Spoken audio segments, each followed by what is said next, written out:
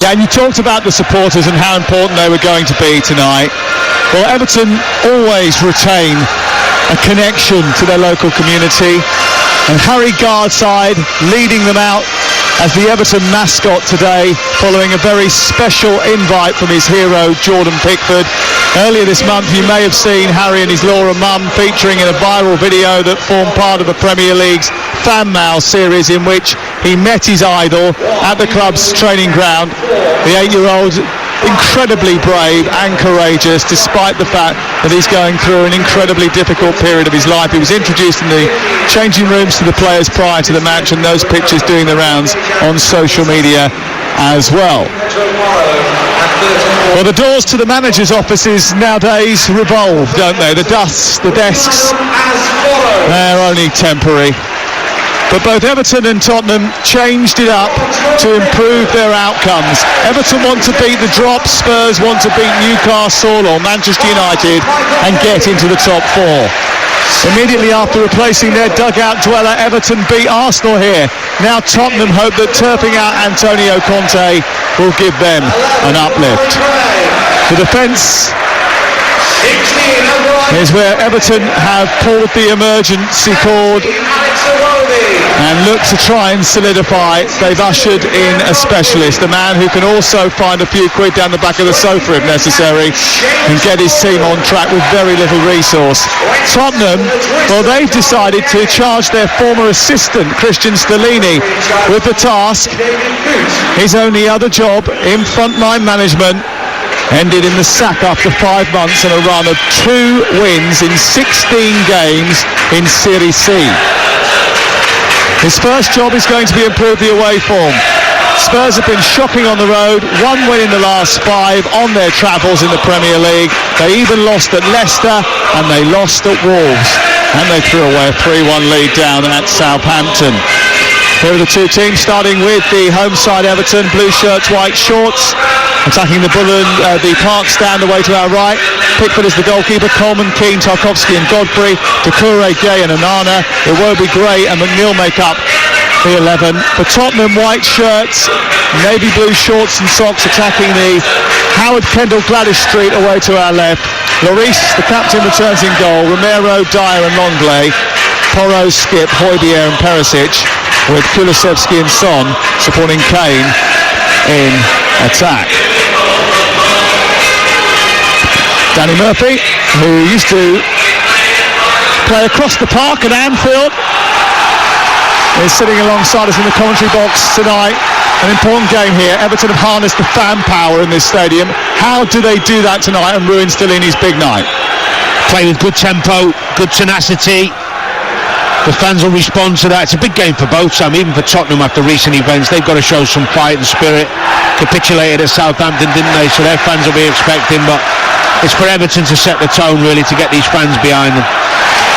Onana, Gray and Godfrey over on the far side exchange triangles of passes before trying to release Doucouré down into the left channel. Romero has to come across and get it back to his goalkeeper Hugo Lloris, whose first touch of the night, first touch for nearly 2 months, is to shoot the ball up towards the halfway line. A foul by Godfrey gives Tottenham a free kick. It's one crisis club after another on Talksport right now. Chelsea and Leicester featuring on the network tomorrow as we bring you 50 games in April. Tonight it's the basement battlers Everton against stand-in Stellini Spurs, and it's only on Talksport. And immediately a bit of a worry for Christian Stellini because he's got an injury to deal with over on the far side. Kulusevski just being helped to his feet now after that collision with Ben Godfrey just short of the halfway line. Referee is David Coote, the VAR Michael Oliver tonight. Everton can't stay out of the news. On and off the pitch, the problems keep coming. They've been in the headlines in the international break for being hit with a Premier League charge for breaching profit and sustainability rules, just to add to the on-field drama when they're trying to claw their way to safety. Here is Kulusevski. Picking the ball up in the centre circle, plays it towards the right, and Romero out wide to Pedro Porro. They brought in from Sporting Lisbon, Tottenham. His ball is short, it's cut out by Everton, and Gay releases it up to Onana, who finds Doucouré inside the Tottenham half. Now Iwobi takes it on. Lovely little trick to take him past Højbjerg. Sends it wide towards Gray. Gray with a right-footed shot, curls towards the far post. Got too much air underneath it and elevates it over the crossbar and out and away into the park end. But that was a really good break from Everton. It was a great break, and it was started by a 50-50 challenge in the middle of the pitch that Skip didn't really go into. I'd be absolutely fuming if I was my manager and a player on the same pitch. You've got to win your first tag. It was an awful challenge, and Arna's gone through him comfortably. Great skill from Iwobi. Comes out to Damari Gray, and he just leans back as he tries to bend one from the left-hand side to the top right corner. Damari Gray, 4th start in a row after initially not being selected under Sean Dyche. Very much a focal point of this attack, but being joined by Abdoulaye Doucouré, as he has been recently, who likes to get up and try and play a part in the offensive phase. He's scored or assisted each of Everton's last 4 Premier League goals, Doucouré. Do you know when people talk about your first tackle and setting the tone? That's exactly what that tackle said. And Skip's got to be ready. He's got to be, you're not winning this first one, I'm winning it. And if I don't win it, you're not. Well, that midfield battle is going to be fascinating tonight, with Onana in there alongside Gay, who's started every one of the last 23 games now in the Premier League for Everton. And Doucouré alongside or up against Skip and Højbjerg. Looks a little bit of a mismatch, really, doesn't it? The size of Onana and Doucouré. I know Gay's not the biggest, but Skip and Højbjerg lack a little bit of stature. Here is Son down the left-hand side, trying to push it into the path of Perisic, who had a bit of an injury whilst he was on international duty with Croatia. The ball is cut out towards the near touchline and away by Coleman, and out for a throw into Tottenham deep inside Everton territory. 0-0, we played 3.5 minutes. Perisic to take a throw, level with the edge of the 18-yard box. He nudges it back into Højbjerg, who switches it out towards the far side. This is Romero, who does like to get forward and join the attack for Tottenham Hotspur. Centrally is Skip once again, and then helped by long layout wide to Højbjerg. Back infield it goes to Dyer. Tottenham have had their own drama with their managerial change, and here is Pedro Porro being played in round the back in towards the near post. It comes, it's cut out by Pickford, then further away by Onana before it can reach Kulusevski, and it's cleared out to the far side. It's really poor. Godfrey and McNeil didn't communicate well at all there. It's too easy, got in with one run. Skip into the area, right side, cut out by Onana, who helps it forward to Gray. Gray tries to take on Højbjerg. The ball sticks to the Dane, and he sends it wide to the far side, and Tottenham have won the ball back inside Everton territory. This is their first assignment, Tottenham, for 16 days, so it'll be fascinating to see what sort of shape they are in. Kane tries to win the ball ahead of Iwobi, the former North Londoner himself. The thing is, with this system, the wing-backs have got to be marked by either the full-backs or the wide men of Everton. And that takes communication. If you're going to play a 4 against a 3 up front and let the wing-backs come high, you've got to have Iwobi and McNeil communicating with the full-backs really well.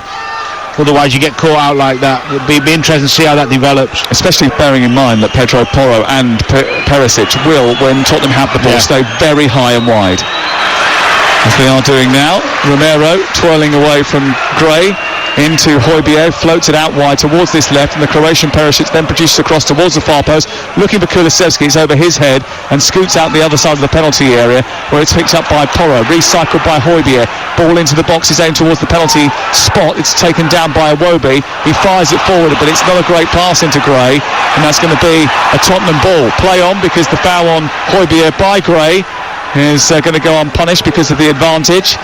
And we continue here at Goodison Park under the floodlights. Here is Perisic clipping the ball back into Dyer. Dyer just left of the centre circle, hits it high into the air. That was straight out of that Peter Kay advert, that one, wasn't it? Have it. Yeah, when Son and Kulusevski go narrow, the full-backs have to follow them to a degree, because otherwise the centre-halves are outnumbered, which leaves the width. So Iwobi and McNeil have got a huge job tonight, when to get back and when to press the ball. Ball sent left again for Perisic, who then tries to bring it down and volley it goalwards from 30 yards. I like that. It's way over the top of the crossbar. It was, but great initiative, good touch, and he sees the keeper of his line, and he's capable. At least he saw the picture, he saw the opening.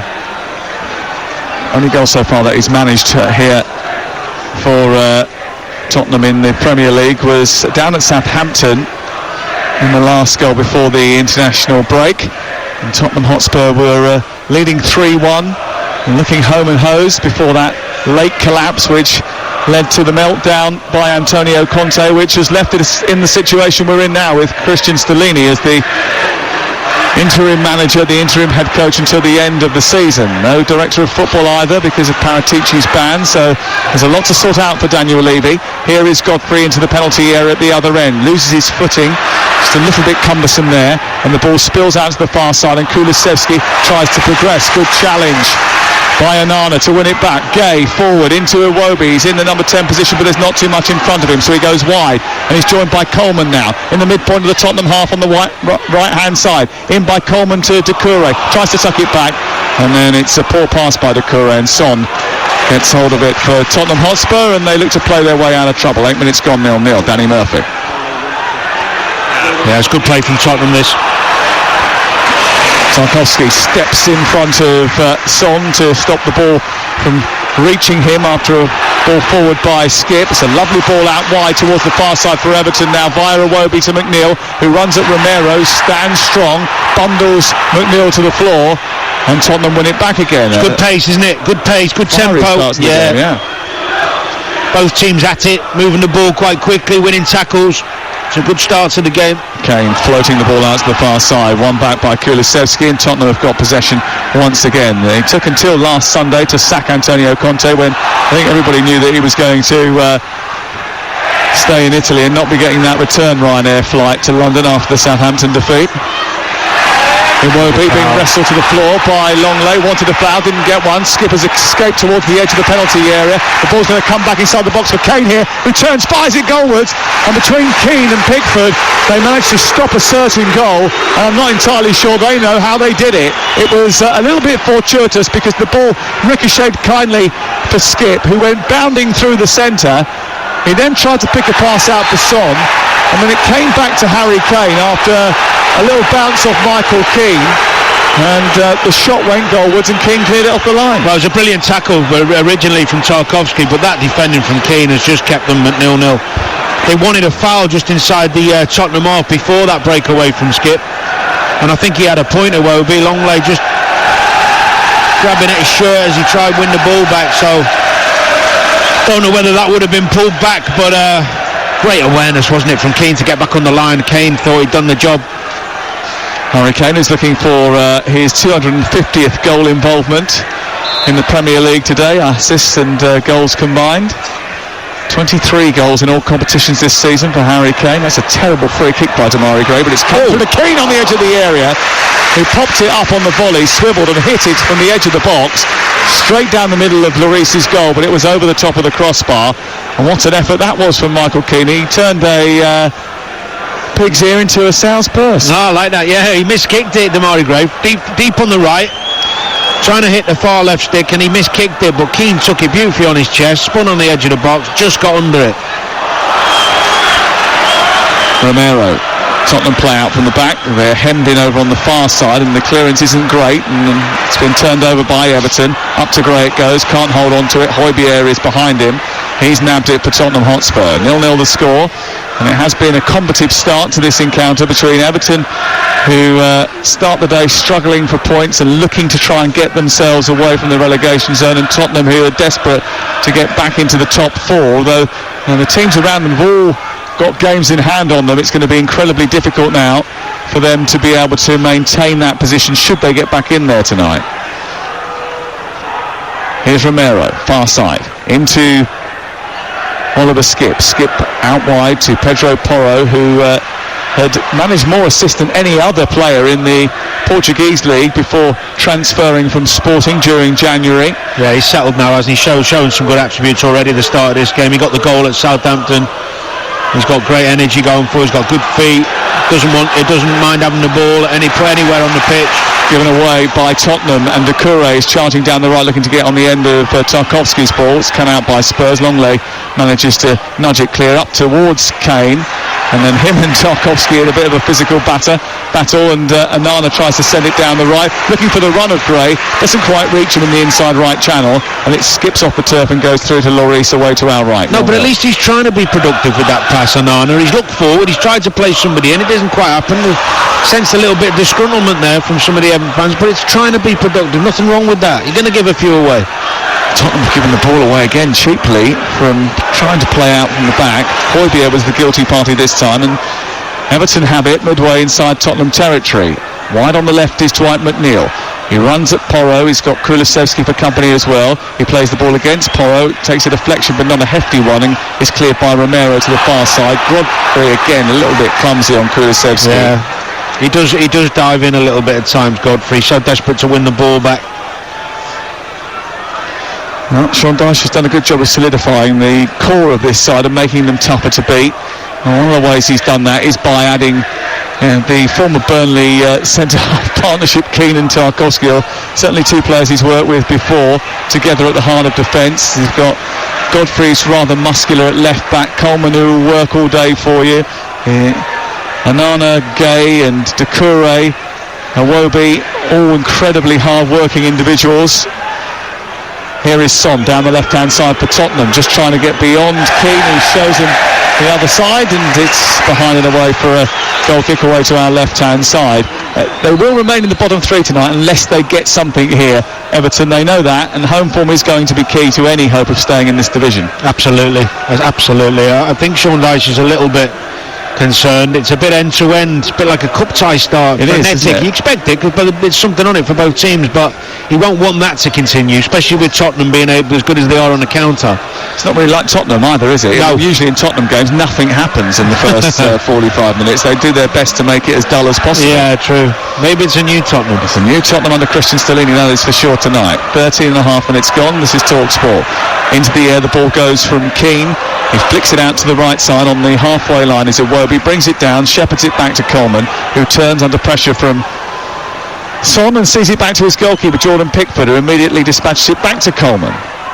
Coleman, who's really tight to the touchline, hemmed in by Son, turns it round the corner for Keane, who clips it up towards the halfway line.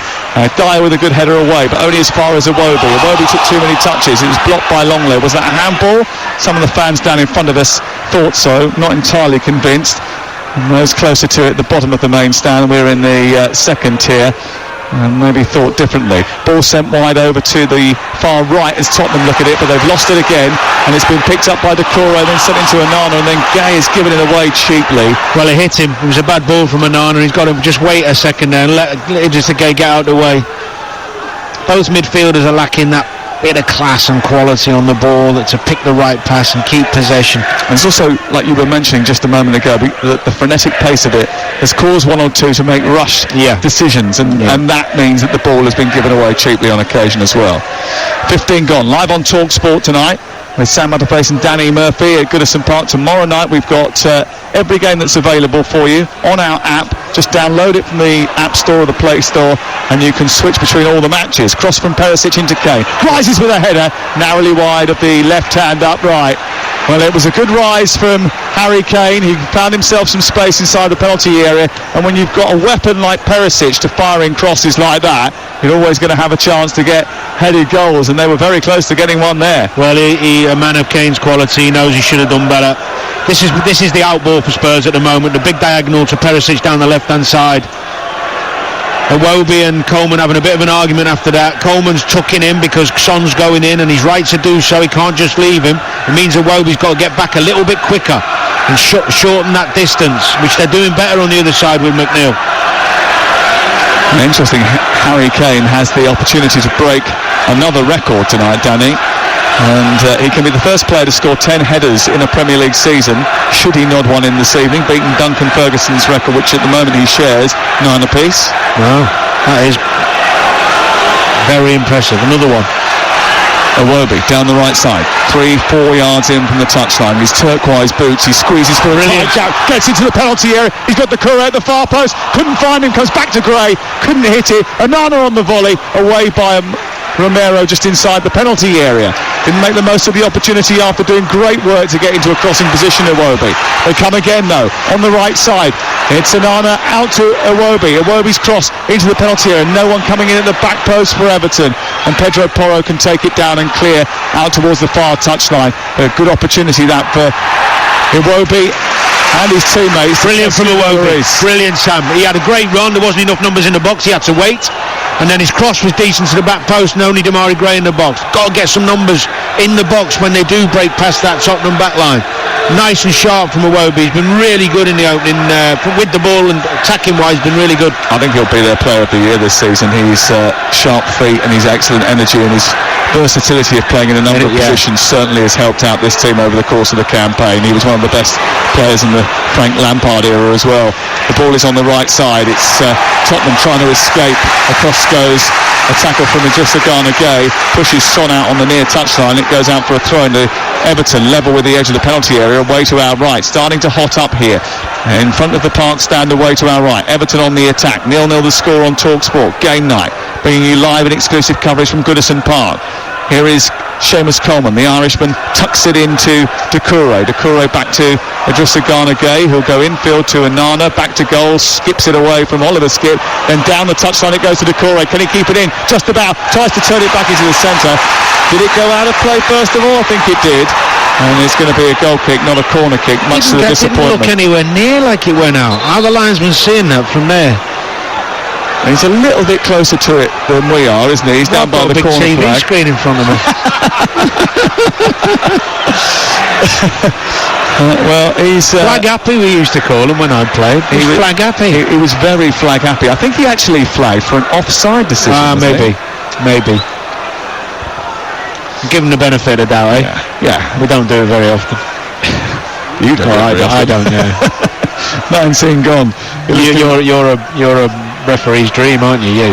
Am I? Yeah. You always see the good in them. I see the good in everyone. Oh, do you? Yeah. Been accused of that far too many times. Okay. One ex-professional footballer said to me the other week, "Not everyone's a nice bloke, Sam." Yeah, come on, you got to see the best in people. Sure, a few of your ex-partners might disagree. Here is Kulusevski down the right-hand side. Let's move on quickly. Into the box, the ball goes. It bounces up into the air, and it's caught by Jordan Pickford, who smashes it down the right side. And he's miskicked that, but it was a great idea because he'd spotted the run of Iwobi, and he was trying to release him at pace, and he almost did, didn't he? He did, yeah, and Pickford's very good at that.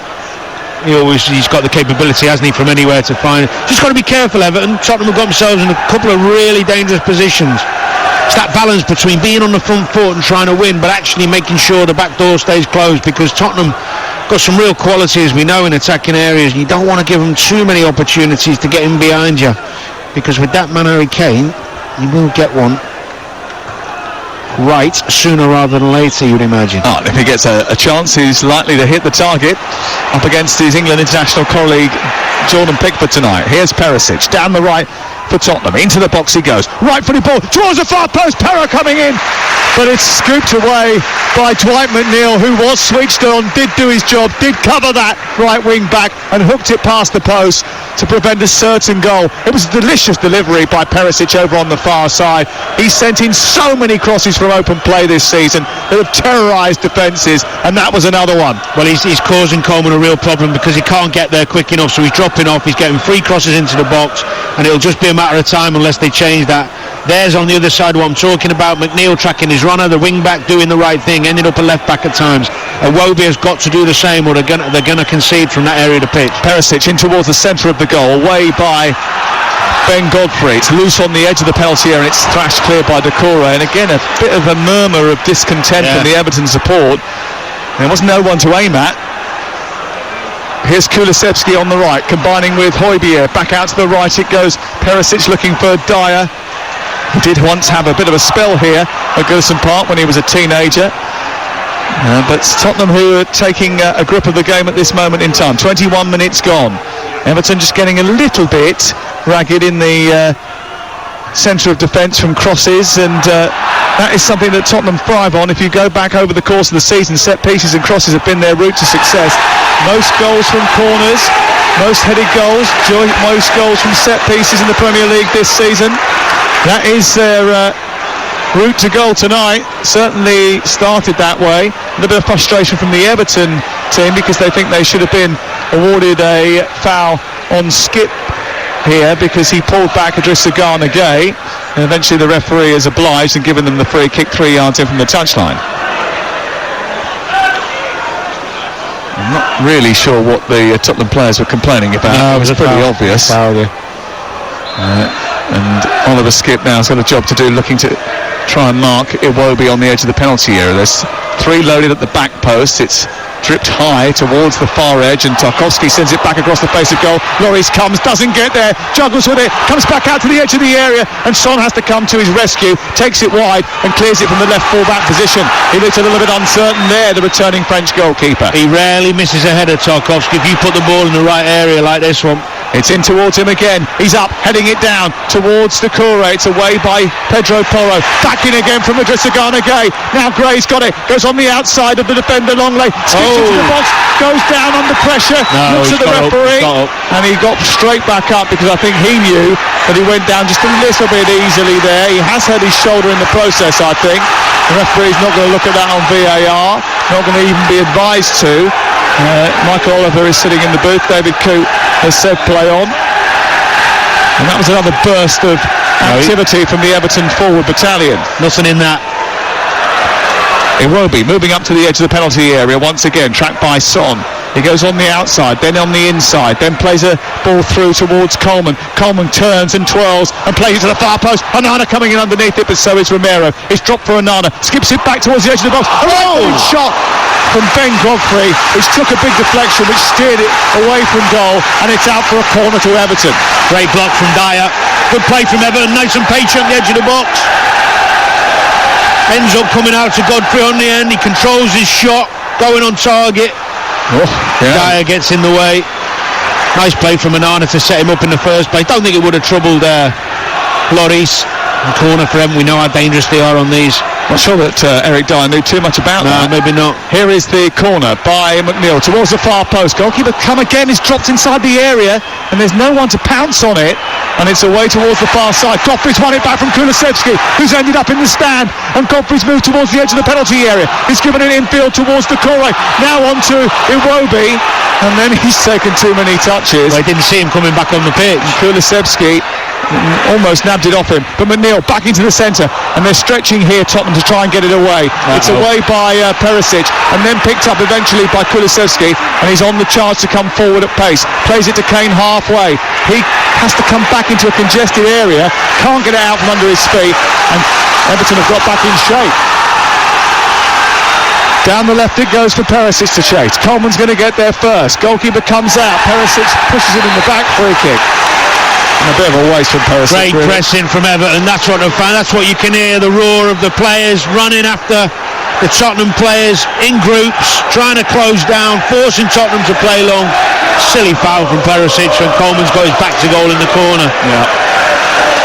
Sean Dyche not happy about the fact that Perisic hasn't been booked for that, but it was just a stupid foul. Yeah, he was nudging the back, not a yellow card. 20 minutes to go before half-time, 0-0, but that uncertainty from Tottenham is apparent once again. Hugo Lloris a couple of times from wide deliveries has just got something on it, but not clean enough to clear his lines. Well, it's not his strength. You know, he's not particularly commanding when crosses are on top of him. He likes to punch, he flaps at things. He's not one of those keepers that comes and catches things and takes the pressure off. He's got many other qualities, but that's not one of them, and I think Sean Dyche will be looking at set plays as a real plus for them, especially since he's come in, and in this game especially as we have a little break for the players, I think, who are fasting. Is that correct? Yep, it is Ramadan, and there are certain players that require to take on extra electrolytes, and as a result of that, the game can be stopped midway through each half if necessary. It's got nothing. There'll be a lot of people thinking the temperature wasn't that high today. I know it was very sunny in Liverpool, but it's nothing to do with that. It is for religious reasons. It gives me the opportunity to tell you about what's upcoming over the next couple of days, including live commentaries tomorrow, live on Talksport from Chelsea against Liverpool, and Leeds against Nottingham Forest, which is on Talksport 2. All the other games tomorrow night, including Leicester against Aston Villa, is live on the Talksport app. You're currently listening to Talksport live at Goodison Park, where it's Everton 0, Tottenham 0 on Talksport with Now Sports.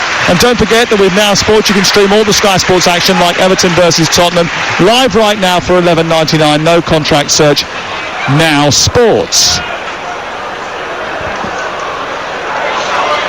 We're about to get back underway. And Ivan Perisic, standing away to our right, is about to chuck the ball on. And Ramadan means that the Muslim players on the pitch will not have eaten since sunrise this morning. And now the sun's gone down, they will be able to take on those energy gels and those nutrient packs which allow them to just get a little bit of extra energy in their bodies. Very difficult to even think about playing a Premier League football match when you're going through a seriously long fast.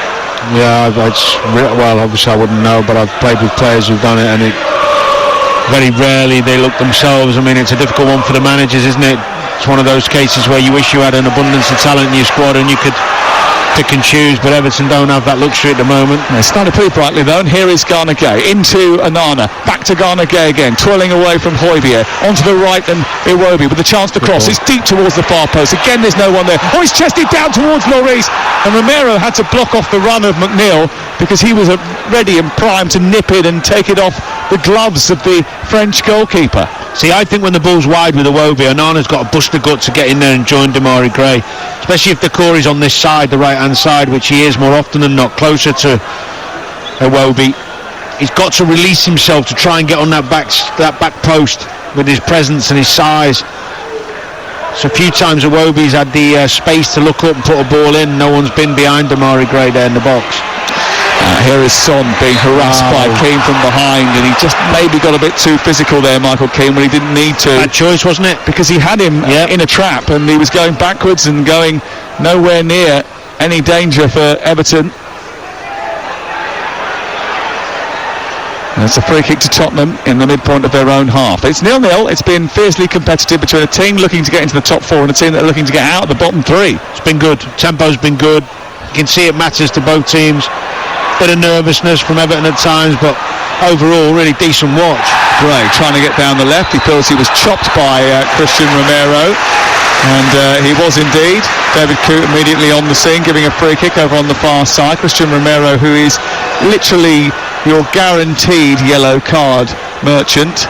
Do you know what? They must have talked about this. It's a really silly foul because this is one of Everton's best, well, it is their best chance of scoring. Their set plays have been really good under Dice, which we were talking about before. Yeah. And it gives you a free opportunity to find Tarkowski. And he's already won, what, three times he's won balls on the back post already? Crosses into the box of vital for this team. They don't really have a focal point in terms of attack. The man who's playing up front, Demarai Gray, is someone who you need to play in behind the defence at speed. If you've got a deep lying defence, and you need to come from a different approach, and that's what they're doing now. Into the box it goes towards Keane. It's flicked away by Romero. Back out wide it goes to Iwobi, whose delivery is towards the far post, and Decoure is underneath it rather than over the top of it, and he got his header all wrong, and he flicked it loopingly over the top of the crossbar away to our right. Sam, it's a great chance. It's another ball in from Iwobi. Outswinger from the right. And Decore's just got to take his time, get over the ball and head it downwards, and he's just lost his bearings completely there. But just watching on that set play from McNeil on the left-hand side then, they actually left Tarkowski to have a free run. They're zonal marking Tottenham. And they've given the ball back cheaply once again after playing out from the back, and it's into Demarai Gray by Iwobi, and he couldn't get it under control. He tried to do a little bit of a Jean-Philippe Mateta there and pirouette in the box as he received it into his body, but his touch wasn't as clean, and it went scooting through to Hugo Lloris once again. 31 on the clock, 0-0. And Everton warmed up nicely though into the game. Tottenham always a threat on the counter-attack. That's their forte. Kane immediately elevates the ball out towards the far side. Pedro Porro invited to give chase. He takes on McNeil, gets to the byline over on the far side, and then he's stopped by McNeil. He's been brilliant, McNeil. He's been absolutely brilliant with his discipline in tracking Porro. Again there, they'd have been caught out if he wasn't doing his job. That's why Sean Dyche loves him. Reliable, knows the job, does the hard yards, and he's got the quality the other way when crossing the ball and beating men. Been absolutely brilliant since Sean Dyche come in, McNeil for Everton. Yep, and he left out Damari Gray initially, and I spoke to him after the first game and said that was a bit of a surprise starting McNeil when your top scorer is available, and he said, look, it's just easier sometimes to get information to players that you know and you've worked with before, and that was the start. He trusts him, and obviously he's repaid him over the course of the period. Here is Gay picking it up mid point of his own half, plays it up to the halfway line, collected by Iwobi, right side, right tight to the touchline, up to Damari Gray, couldn't hold on to it. Dyer was behind him, flicking at the ball. They've managed to clear it, Tottenham, but only into Højbjerg, and he wants a little bit of calm from his team because it's all a little bit rushed, a bit hectic, a bit frantic so far in the opening 32 minutes. It's been a good watch for the neutrals. I think the Everton fans feel as if they're just slightly in the ascendancy, but that's where Tottenham want you sometimes. Yeah. When I watch Tottenham sometimes, when Son and Kulusevski go in narrow to try and create the space for the wing backs, they get a bit lost in there. They don't get enough of the ball. They're doing what the team is supposed to do, but don't find themselves in goal-scoring positions very often. Porro with a cross towards the edge of the box. He was looking for Son there, who had joined on the edge of the 18-yard box, but his pass was weak and it never reached the South Korean, who's got a new international manager now, by the way, Jurgen Klinsmann. Correct. Spurs legend. Great guy. South Korean international manager, and actually Son scored twice in his first match during the international break. Hasn't been scoring too often for Tottenham this season. In fact, it's his worst season in front of goal. 9.7% shot conversion rate in the Premier League this year for Heung-min Son. Here is Dyer, just short of the centre circle. Looks up, plays it to Clement Longley on a season-long loan from Barcelona. Out wide to the left, and Kane back to Eric Dyer, and Dyer into Højbjerg before turning the ball round the corner towards the far side, and Christian Romero looking for Son, who drops deep, plays it back into Højbjerg. Now Skip, who's being pursued by Gay in the centre circle. Out wide to the left, and Perisic, his ball's poor. Keane nips in, wins it back for Everton, and then Iwobi gives it back to Longley with his attempt to try and play it around the corner. Kane is onside, and he's broken the lines and got down the left-hand side. Now the flag's gone up on the far side. I think that's tight. Normally they let it go. That certainly wasn't a blatantly obvious one. We're supposed to let it go unless it's a massive 5-yard margin. No, it wasn't that. Flag happy. I think there's a case to be made there for a marginal onside. And he's on. I think he's. Yeah. If you look at the darkness and the light of the grass, you can see it's millimetres at worst. It's definitely going to be one that goes right to the crosshair lines of the VAR booth if there is a goal at the end of the move. We won't get to find that out now because the assistant on the far side flagged. Ball cleared by Keane, upfield for Everton to chase. So it's Doucouré trying to bring it down. He's had a good opportunity. Godfrey's had a good opportunity for Everton so far in the game, but they just haven't been clean enough in the final third. Iwobi's got into some good position, no one there to finish the chances. Here is Kulusevski steaming forward for Spurs through the middle of the pitch.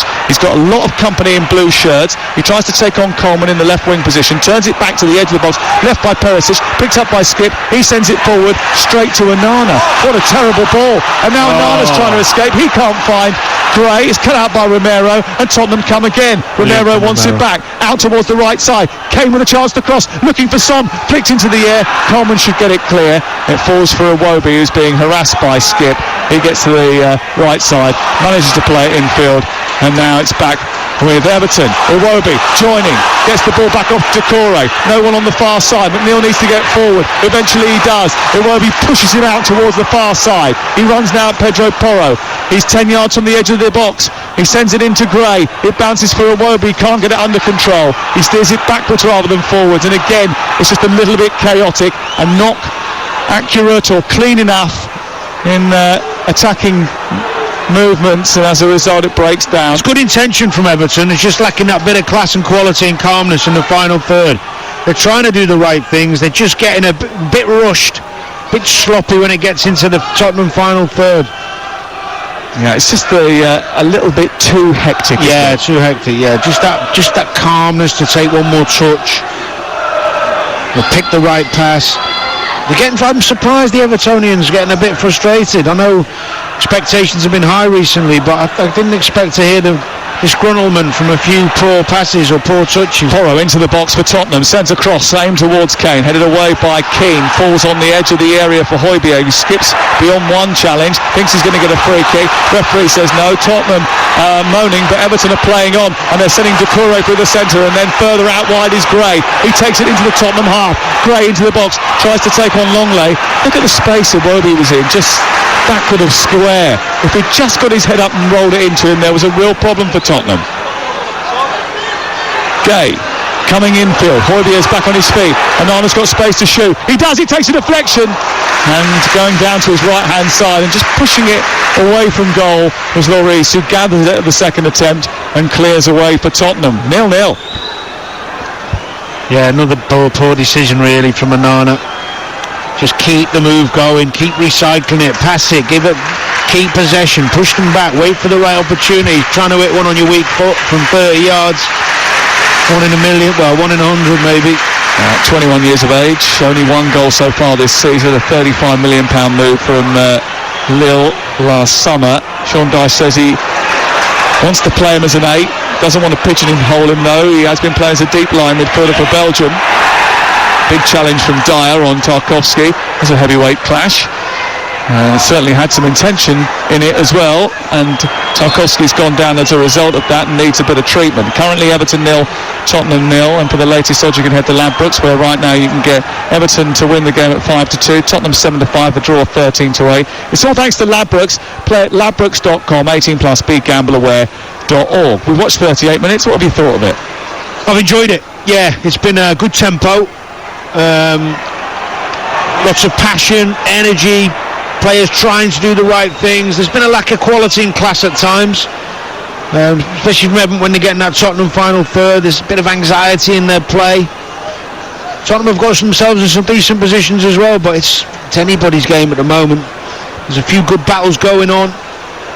I talked about Damari Gray, didn't I, at the beginning, before the game, and how important he is, and he's not quite been at it, his normal quality self with his touch. It's a hard job for him up there, by the way. I'm not suggesting it's not, and they're heavily relying on him keeping the ball for him and doing good things, and it's hard, but yeah, he's lost it a few times, and that's got the fans a little bit disgruntled. But overall, been a really, really good game. Everton, who start the day in 18th position. This ain't good, Tarkowski. We'll be keeping an eye tomorrow on the game between Leeds and Nottingham Forest, which is live on Talksport 2 with Ian Danter and Neil Redfern. We've got Bournemouth against Brighton on the Talksport app, Leicester against Aston Villa, Leicester second from bottom against Aston Villa in good form on the Talksport app as well. Chelsea against Liverpool is live at 8 o'clock tomorrow night with Stuart Pearce and I, and on Wednesday night Manchester United against Brentford and West Ham against Newcastle, both live. So we're worried about Tarkowski here. What exactly is your concern? Because it looks as if he's been given extensive treatment. What happened is they ended up going in quite full-blooded, but they caught toe-to-toe, and they both tweaked their medial knee ligament. Now it doesn't look, the initial, I've done my new medial ligament 3 or 4 times, an injury I used to get quite a lot, and not bad where you have an operation, but you know where you just tweak it and it really sore. But the actual impact, there wasn't a real grimace from either. It's just maybe a little look he's saying there on the we've got the luxury of the TV in front of him. He's saying how they just caught each other and he's tweaked it. Hopefully for him it's okay, but keep an eye on that, because if you don't deal with it, it could get worse. The next time you go in for a block tackle or you tweak, get the ball on the edge of your toe, it's weak and it could get worse. So he looks all right at the moment. The last thing I want to do is to lose him. Oh, he's key for them. They've had so many injuries over the course of the season, Everton. I was actually talking to Martin Tyler earlier on, and he was sort of discussing about the fact that we probably won't realise the impact on injuries, the way the season has gone in terms of form and momentum and how people's reputations are viewed until we write the history of this season, because it is so unprecedented with the interruptions that we've had because of the death of the Queen, which delayed the first batch of some of the fixtures, which meant we had an overloaded second half of the campaign, which was already congested because of the World Cup. So much has changed because we're not used to a skewed season. Here's McNeil into the box, looking to try and find Tarkowski. And also the impact on injuries as well, with players stopping and starting as much as they have over the course of the season. I'm not a big believer in that having an impact with you. They're so fit now and they're so well looked after. Stopping and starting isn't really... Players never get unfit these days. They don't really stop long enough or not do the fitness and the work at home, even if they're not playing. They're so fit these days. Coleman into the penalty area, runs into Dyer. Dyer stood his ground, nothing more than that. It goes behind and away off Coleman, and it's out for a goal kick away to our right. 3 minutes to go before half time. You are listening to Talksport. Straight after we finish, we've got the Sports Bar open for business, taking your calls on tonight's game. 03717223344. It's currently Everton 0, Tottenham 0 on Talksport with Car Finance 24/7. Search Car Finance 24/7 today. Tottenham haven't had too many opportunities, have they? No, they got one or two good positions. They had the Porro chance, didn't they? Kane's not been his normal influence on the game, but we know we've seen that before, where he's been quiet and then all of a sudden he does something magical or brilliant, but he's not really influencing the game as much as Tottenham would like. Here comes Son into the penalty area, laid in by Kulusevski. His right footed shot, stopped by Pickford, comes into the air. Two defenders getting each other's way, Coleman and Keane. And the offside flag was up anyway. And now they did delay, and they weren't happy enough with that flag. That was tight. It was worth the wait. He was right to wait. I don't know. Yeah, that's one of their best moves. That's the first time Kulusevski and Son have got in a dangerous position, facing the back line. They're both tucked inside. Great run from Kulusevski. Yeah. Oh, I don't know. I think Coleman might be playing him on, but it's for Son. The quality we've seen him over the years, that is a hell of a chance. Gets it on the inside right position, tries to go across. There's no conviction in the finish, and it's not like he's had to make an outstanding save there, Jordan Pickford, to stop him. It's a little warning that for Everton. A little warning. It's the first time Son's gone wandering. 35% possession for Everton, 64 for the away side, Tottenham. They've had 6 shots though on goal, have Everton, 1 on target, 3 for the visitors. Another crunching challenge, and Tarkowski is being spoken to by David Koo. It was played in by Perisic on the halfway line into Kane. He came right through the back of Harry Kane. Tarkowski can't complain too much about that, can he? Yeah, it's a foul. I mean, Kane doing what he does, making it look worse than it is. I think you've got to expect the odd bad tackle. I mean, it's hardly dangerous. If you'd have given me yellow, yeah, you'd probably say fair enough, but I don't like to see yellows for every single tackle. But Tarkowski couldn't have known about the fact that it was given against him. Oh, God, no. No. I think some of the Tottenham players wanted a yellow. Here is Romero into Kane. Kane trying to tuck it round the corner. Gets it back again off Pedro Porro. He's about 7 or 8 steps in from the right touchline, then he lays it off to Højbjerg. Immediately the Tottenham shirts get on the ball. There's a blue one running at them in a blur, and it's not allowing them to settle at any stage. Ball played out towards the far side. Tottenham are doing it to them too. Romero getting back this time and winning a throw on the far side. The Everton fans in the Bullens Road stand opposite us, not happy about that. And we're back underway again as we approach the last few seconds of the first half, which has been fiercely contested. There's going to be 3 minutes of added time at the end of this first 45. Ball hit back by Keane towards his own goal. Pickford waited and then ballooned it upfield, looking for Damari Gray, who couldn't beat Eric Dyer in the air. And it goes all the way back to Hugo Lloris, away to our right-hand side. This is Talksport, live at Goodison Park on a Monday night. They've got to stay in this game, this first half, Everton. They've lost their way a little bit. Kulusevski onto Son. He's got Kane out wide to his right. On his left is Perisic. He's worked into the Croatian now. On the edge of the penalty area. Rolls it to Kulusevski. Tries to get it back to the Croatian. Back into the centre. One pass too many. Straight to Idrissa Gana Gueye. He was looking for Son. Didn't find him. Coleman clears. Upfield to Gray. Gray tries to hold on to it. He's being pulled and pushed by Longley. The referee didn't give the free kick. No one's happy about that. Even Danny Murphy. Here's Perisic down the left-hand side, trying to cross into the box. It comes off Coleman, won by Gay. Back to the right side, and Iwobi. He comes forward.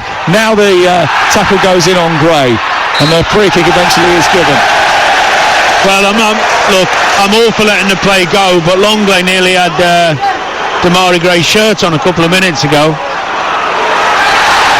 Romero's gone careering forward, erratically, charging into the Everton half, harassing Keane, giving away a free kick, completely unnecessary. We're into the second of 3 minutes of added time at the end of the first 45. Why on earth would you go that far up the pitch and try and win the ball there?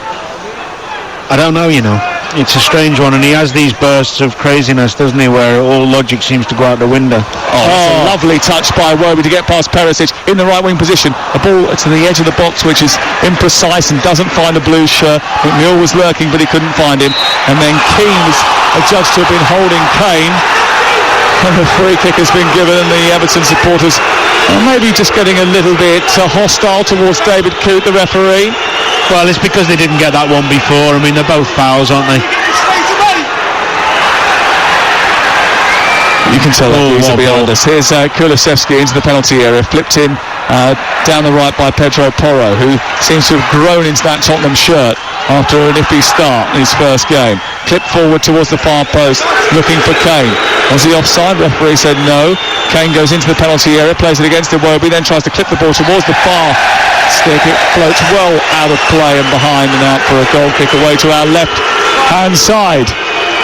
Well, finished the first half well, Tottenham, haven't they? They've been the more dangerous. They've gained some control. Everton have struggled to get out a bit as the half's worn on. Obviously the energy's dropped a little bit because they've put so much into that first half hour. But I think Stellini will be quite pleased as the half's coming to a draw that they've just started to gain a bit more control.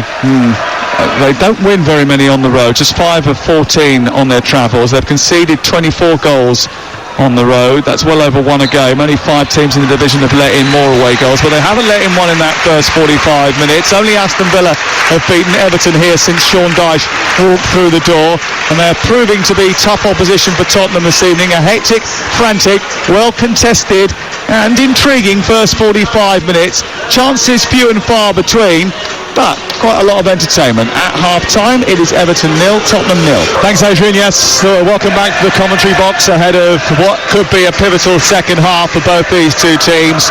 Tottenham looking to go back into the Champions League places with any sort of victory here today, and Everton looking to escape from the relegation zone. As things stand at this moment in time, Tottenham with a point would go out and up above Manchester United. Everton, well, they would be still in the bottom 3 if it stays as it is. And Tottenham Hotspur have got us up and underway. Everton shooting from right to left in the second half in blue shirts, white shorts and white socks. And Tottenham Hotspur in white shirts, navy blue shorts and navy blue socks, attacking the goal away to our right in the second 45. No changes, and I'll ask Danny Murphy in just a second when he thinks there might be one. But here come Everton down the left-hand side. Godfrey looks to put a cross in. It's blocked and it's cleared away. Just wondered, having watched Ellis Sims at half-time in the warm-up, whether or not it'd be too far away from him making an impact on this game. I think normally the 60-minute mark, managers start looking at something to change, don't they, to try and get that goal. If the team scores before, then there could be a reactive substitution. But I think if it stays 0-0 to 60 odd minutes, he'll start thinking about Sims, whether he brings him on instead of Gray or to partner Gray. I think Decore at the moment looks his normal self. We haven't seen him impact the game yet in any way. Dyer getting himself tied into a bit of a knot as they look to try and beat the Everton press, and Everton pressing really high up and really vociferously on that Tottenham back line. 1 or 2 times they've given the ball away, and they've done it now, and they picked it off with Gay into the area. He shot over the bar from just inside the box when he had 2 options, one left in Gray, one right in Decore. He went over the bar instead.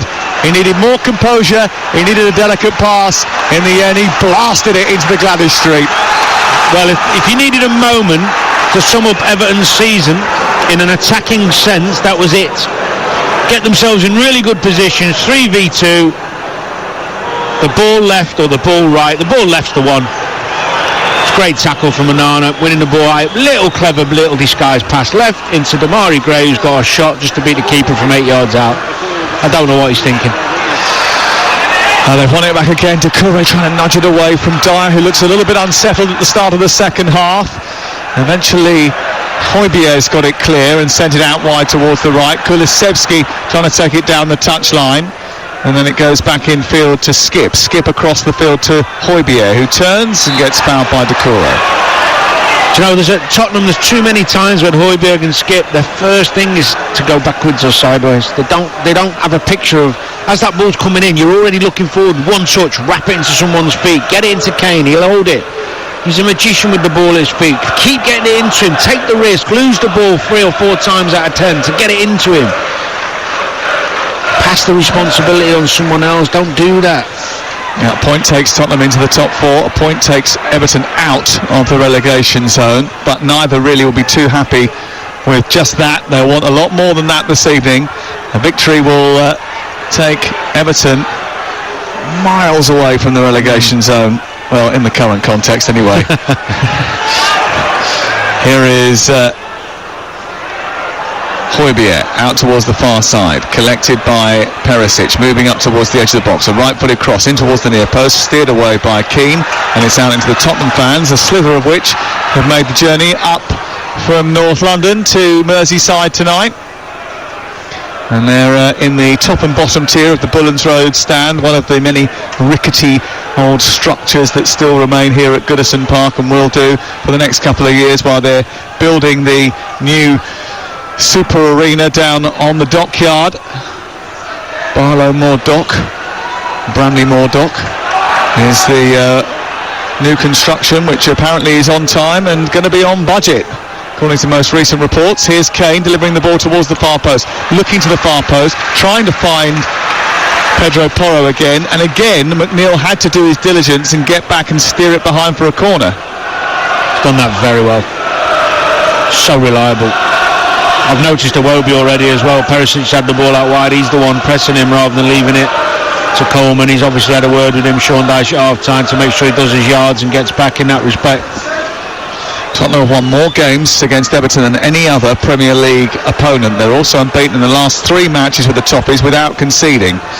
Here is Perisic in towards the edge of the 6-yard box. It comes towards Romero, didn't reach Son. Gets teed up for Porro, who takes on Doucouré, smashes a shot goalwards, but it was always rising. I think maybe it would have been better placed, just sending it down the right into the path of Perisic, where there was another angle to get a cross in. Yep, there was a 2v1. A bit selfish that was, lack of composure again. Just going back to that Everton opportunity, you very rarely get those where you've got a nice comfortable 3v2, work on them all the time in training. I mean, I know Idrissa Gueye is a destroyer, not a creator, but it was a really easy choice. You know, unless you've got your real competent finisher in midfield and you're from there, you know you're going to score. You've got to be making a pass. Well, he did go off for a spell, but his last Everton goal was against Huddersfield in 2018. Yeah. So you would have thought passing was probably the better option. 6 minutes played second half for Talksport. And we're live at Goodison Park, where it's Everton 0, Tottenham Hotspur 0. And not much of a chill in the air, but just a nip maybe coming off the Mersey as we get later on into the evening, past 9 o'clock now. Damari Gray pushes the ball into the path of Godfrey, finds Onana, round the corner it goes for Doucouré, gets down to the byline, he's inside the Tottenham penalty area, turns it back to Gray, who's on the edge of the box, then being pursued. Godfrey turns it into Onana, and then Keane has it on halfway. They change the angle, go out to the right side, gives it to Coleman with a deep cross into the box. Gray's not going to get there, it's going to be away by Dyer. The only problem is when they get to the byline and get the crosses in, or get to the touchline and get the crosses into the penalty area, there isn't anybody really with any height in there, unless Doucouré can get up and join Gray. Gray's got it now, back to goal, edge of the area. Onana tries to stroke it into the bottom corner, but there's no power in that. It's easily caught by Lloris. It was good patient build-up from Everton, and Onana's either got to get himself in the box when that ball goes wide, or if the ball does come out to him there and he's got a shot, nice layoff from Damari Gray into Onana, laces, gets some pace on the shot. He's tried to side foot that and bend that from too far out. It's too difficult technique from there. Well, although I have done it a couple of times. Here? Yeah, funnily enough. Ball given away again by Dyer, picked up by Gay, edge of the area. This time he slips it to Iwobi with McNeil for company. He got confused with his own feet. And he ended up taking far too many touches when there were options available to him. And that indecision on the edge of the penalty area again has cost Everton a couple of times tonight. It's a real chance that, again, gifted to them by Tottenham, who have been sloppy, and Iwobi's won it back again, centre field. Now through the centre circle, and Nana's looking for an option. McNeil peels away, but the ball is dollied up into the chest of Pedro Porro. He didn't have too many options, and the frustration which is coming from the crowd behind us here, probably a little bit misplaced, bearing in mind that Onana really couldn't have done much more with that. They've won it back again. Kulusevski's gone to ground. Again, Onana didn't see anybody in front of him, so had to turn it backwards rather than forwards. Gay finds Doucouré, left side now, travelling down the touchline. It's picked up by McNeil, slipped in the channel for Doucouré to chase. Romero comes across. It's brilliant defending by Christian Romero, and it's out for a goal kick. There's not enough guile in the middle of the pitch for either team. Not enough creativity, bravery, craftiness, cleverness, whatever you want to call it. Somebody who can look up when they're in a opposition third, maybe looking one way, slip one in another, play the right through ball at the right time. There's just not enough there's not players on the pitch who are capable of that. Tottenham desperately missing Bentancur for that part of this game. And Everton don't really have one. Well, that is a massive miss, isn't it, Bentancur? And he will be missing until the beginning of next season. It's something they've got to deal with. They've given it away again. Tottenham playing out from the back. And again, Doucouré gets himself into a good position on the left-hand side after Godfrey picked up the pieces just about 15 yards inside the Tottenham half, but they couldn't turn it into a precise attack.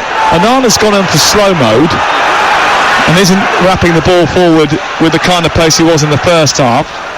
See, this is okay from Everton, because patience sometimes, although the fans want them to get forward and score, is draining. It keeps Tottenham penned back and gives you a little opportunity to wait for the right opening rather than force it. It's that balance. Don't play forward if it's not on, but you need to sometimes take a risk. Somebody's got to, on that pitch, be able to play that final killer ball, which they haven't managed to do yet. Well, they usually have been going a lot longer recently, but this is neat and short, and this is keeping Tottenham moving all over the pitch. This is Gray out wider this time onto McNeil, who's crossed into the boxes, aimed towards the far post, and Doucouré away by Longley, and glanced into the right format position by Romero. Goes up to Kane. Now Kulusevski hugging the touchline near side the right for Tottenham Hotspur. Back it goes into Skip, chased down by Gay, and then it goes all the way to Eric Dyer, away to our left-hand side. Going back to some of those figures that I was mentioning there, Sean Dyche tweaking the approach for Everton. They've averaged 20% of their passes long since he took over, 2% higher than the team, any other team in the Premier League this season. It was just 15% of their passes under Frank Lampard, so there's a significant change. But tonight it's a little bit more intricate, and they're starting to play their way through Tottenham Hotspur, and they're doing it again. And Nana, he's just hesitated on the ball once more, encouraged the challenge from Porro, retaliated, giving away a free kick in the centre circle. It's frustrating to watch, because you can see it. You know, you can see the pass, you can see where they should be trying, and especially from a midfield perspective, it's easier for me to talk about that position. It's having the pictures in your brain when the ball comes to you to get that pass into the right person at the right time. Be progressive. Here over on the far side, Tottenham on the attack with Perisic. He's stopped by Tarkowski.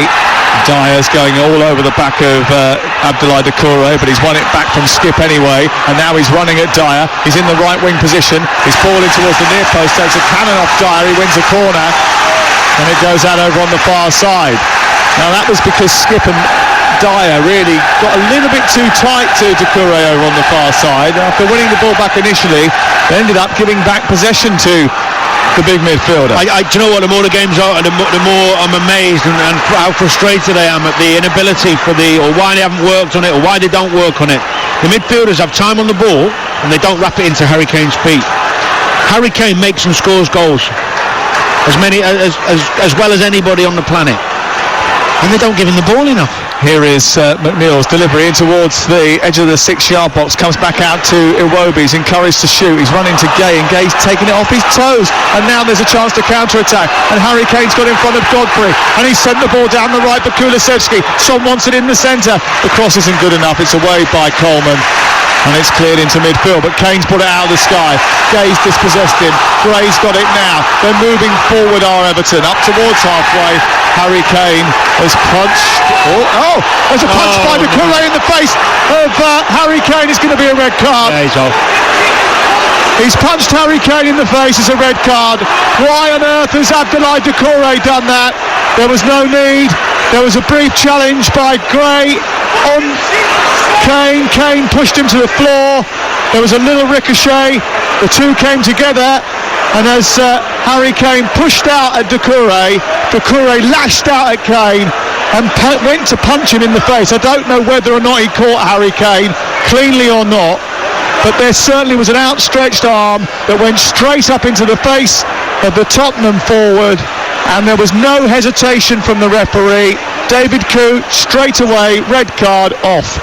And looking at Andre Onana, who's standing right there, looking at other players watching on, they can't quite believe what they've seen Doucouré do. Harry Kane had given the foul away, and then he was angry, so he rattled Doucouré in a tackle, which in itself is a booking, because the foul had already been given. Doucouré stupidly reacts and throws his arm, not a punch, just like a flat hand, I think, into Kane's face.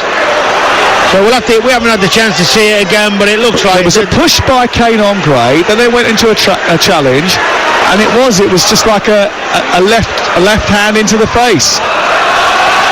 Is it a slap or a punch? What is it? It's a red card. Whatever happens, it's a red card. So the foul is given on Gray. Kane has a little kick at Gray, and then the foul's been given. I mean, that in itself is a yellow card. Then he grabs his shirt. Do you know what? I'm going to go out on a whim. I'm absolutely disgusted by Harry Kane now. I know players do it, but I wouldn't do that. I wouldn't be stitching it. He started it. That's not enough to send him on the floor, embarrassing himself. I'm sorry. Do you think it's a sending off? By the letter of the law, yeah, but no, I don't. I mean, it's a gestured push in the face. I mean, it's a sending off because the letter of the law, but I mean, Kane's actually in that predicament there. Arguably, could have got 2 yellows because they were both things. Why has he gone over like that, stitching up someone? Well, I know why, because all players want to win by cheating. He'd have got sent off anyway if he'd have stayed on his feet.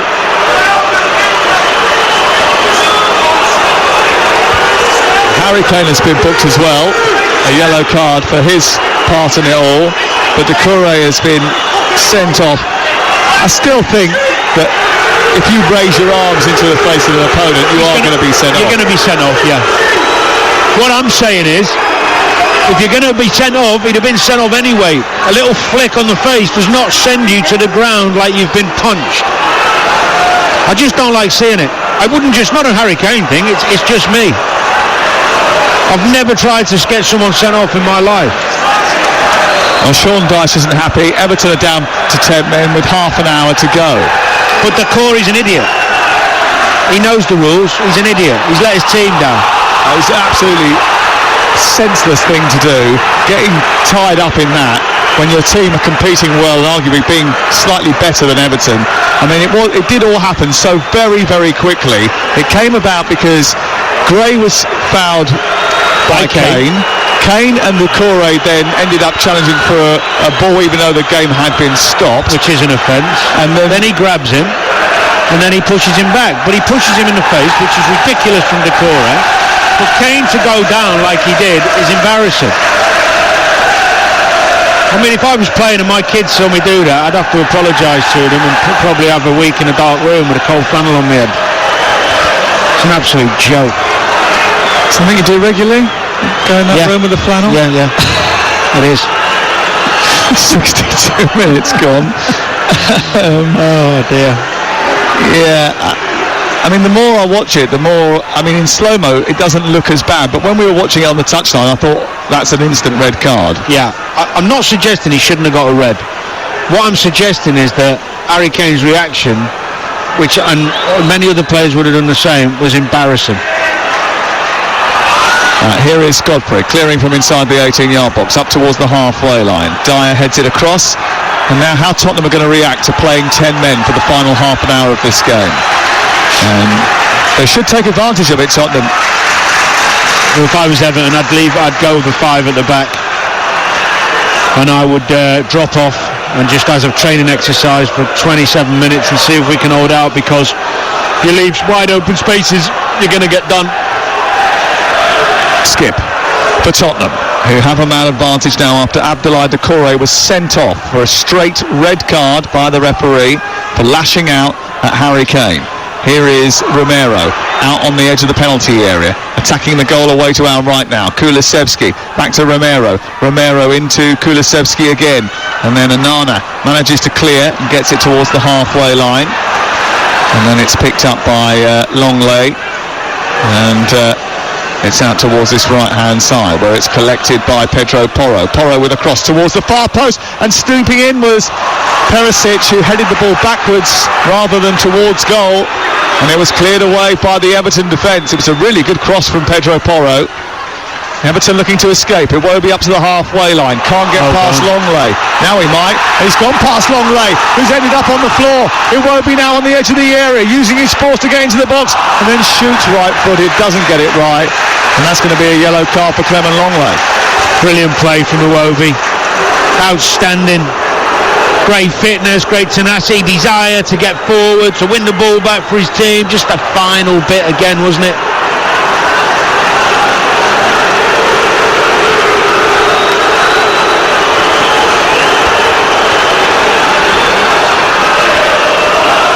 Well, it's still 0-0. I hope Doucouré apologises to his players, because when you know that was a really silly thing to do and change the dynamic of this game. Well, it could cost his team vital points in the race to stay in the league, and there's no way that Sean Dyche will be forgiving that. I mean, the way he was sort of gesticulating to the assistant on this near side, Graham Scott, the fourth official, was like he was suggesting that he shouldn't have been sent off. But I don't think there's much of a case there for that. There's definitely no grounds with the rules for appeal. the way they are now. Here's Porro down the right side, trying to stick it in the slot. He fires it in towards the near post, away by Godfrey. McNeil almost playing as a left back now, with 3 centre halves of Tarkowski and Keane and Godfrey, with Coleman as the right full back. It is almost a flat back 5 with 3 across the middle, and hoping that maybe Gray can get something to attack going forward if they turn the ball over, which they were doing with regularity. Højbjerg sending it towards the edge of the box, looking for Kulusevski down the right channel. Gay can't keep hold of it. It's cleared away, and Tottenham have it once again on the halfway line. Longley striding forward into the Everton half. They're dropping deeper and deeper now, Everton. They're right on the edge of their own box here. Kane, who's getting booed from the Everton supporters, picked up by Romero. Romero travels infield. It's on to Skip, and then to Højbjerg, then into Skip once again. Far side is Perisic if they want to use him. They eventually get it out there by Longley. Infield it goes, collected by Son. Son trying to steer a little bit of space to manipulate, try and get a shot away. Leaves it for Højbjerg, who lifts it to the far post, headed down, looking for Romero, who goes down under pressure from Keane. His penalty. Keane from behind, and it's a penalty kick. David Coote doesn't hesitate. Keane, who's had a habit of scoring own goals in games against Tottenham, has made a real gaffe here. Ball elevated to the far post. Romero got across him. It was clumsy from Keane. Did he get anything on the ball? No. Did he get there ahead of the defender? It's a foul, and it's a penalty kick away to our right-hand side for Tottenham. Oh, I'm not sure he gets him. It's hard to see on the replay. They'll have a look at it on the VAR, of course. But what they'll need is clear and obvious evidence to overturn. Well, he's certainly not hurt, rolling around like he's hurt. But if he catches him, yeah, it's a penalty. But One angle looked like he definitely caught him, and the other one not so much. Well, the Tottenham fans being barracked by the Everton fans calling them cheats. Harry Kane is looking to break more new ground tonight by becoming the sixth player in Premier League history to reach 250 goals and assists combined, looking for his 24th of the season. Is about to take the penalty away to our right hand side.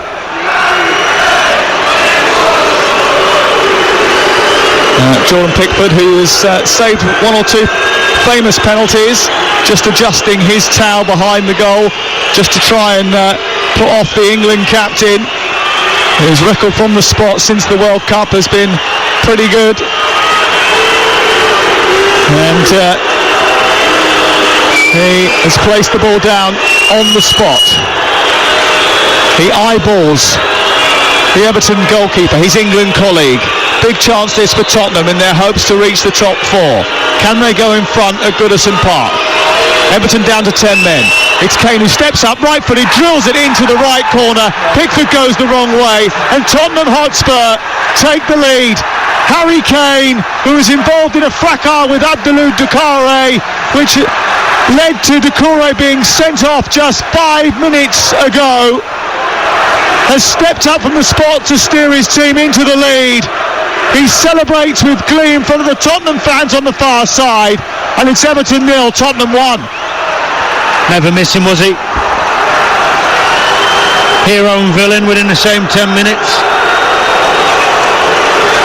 Villain to Everton, Nero to those Spurs fans. Tucks it to the keeper's right in the bottom corner. He wouldn't have got that if he went the right way, and it's a brilliant penalty. That's a really good penalty.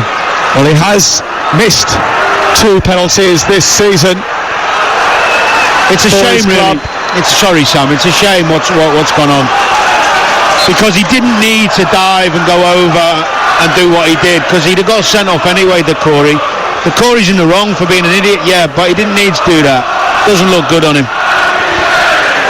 Harry Kane, goal scorer once again, but in controversial circumstances. He's 9 goals in 9 appearances at Goodison Park. He likes this stadium.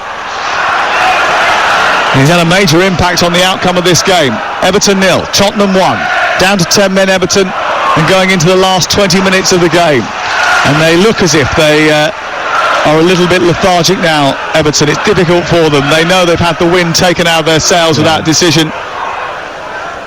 Doucouré costing them dear for his lashing out at Harry Kane just after the 60-minute mark, and within 8 minutes Harry Kane was stepping up to smash a penalty past Jordan Pickford away to our right hand side and put Tottenham into the top 4 again. This is a massive ask for Everton now to get anything out of this game. We've got to try and defend well, hopefully odd set play, the odd little foray forward. How does it affect your energy levels when you are down to 10 men and it's 0-0 and you still think there's a chance of getting something, and then all of a sudden you find yourself behind? Devastating, so deflating. It's a mental fight then. You've got to find something from deep within to keep going, keep doing the hard yards, hoping that you might get one sniff. Very few times I can remember in my career playing with one man down and being behind and coming back. I remember once going a goal down, we had a man sent off playing Liverpool United away. We'd had a decent record there, and it all come to a halt. We had Sammy Ippis sent off after 4 minutes, and a penalty, 1-0 down at Old Trafford. We had 10 men. Hard work? Yeah, we got pumped for. Well, Everton won't want that. They'll take heart from the fact that Spurs have dropped 10 points from winning positions this season. They've become less and less reliable from good positions. They dropped 8 points in their last 9 Premier League games after only dropping 2 in their opening 19 Premier League matches this season. So there is still a chance. And maybe this is one of them, because they have a set piece just inside opposition territory, floated in by Gray in towards a congested penalty area, away by Romero, who was the first defender to react. There was no blue shirt close enough to him, and it's hacked away by Spurs upfield. You're listening to Everton 0, Tottenham 1. Everton down to 10 men on Talksport with Now Sports. And don't forget that with the Now Sports subscription, you can stream all the Sky Sports action like Everton, Tottenham live right now for $11.99. No contract. Search Now Sports. And remember, tomorrow, free of charge, Chelsea against Liverpool. It's on your radio. Leeds against Nottingham Forest is on Talksport 2. And the other games tomorrow night, including Leicester, Aston Villa, on the Talksport app. Bournemouth in action as well. Games are won and lost on tiny little details, I used to be told. And what about that chance now when they had the 3v2? How important that looks for Everton. Yeah, Garner Gay winning the ball high up, not making the most of it. Onana doing a great job to help win it back, and then giving the ball away cheaply. They might win it back here. They've got it inside the area, have they? And Onana, who was harassing Romero, it's back with Gray, edge of the area, trying to turn in the box. He tries to shoot through the legs of Porro, and it's straight into the arms of Hugo Lloris, but they gave it a go. Again, pressing high up, which caused Tottenham problems so often in the first half. Game management from Tottenham is poor there. Romero's thinking he's Baresi. When you're 1-0 up away at Everton with an extra man, don't need a risk, get it out of there.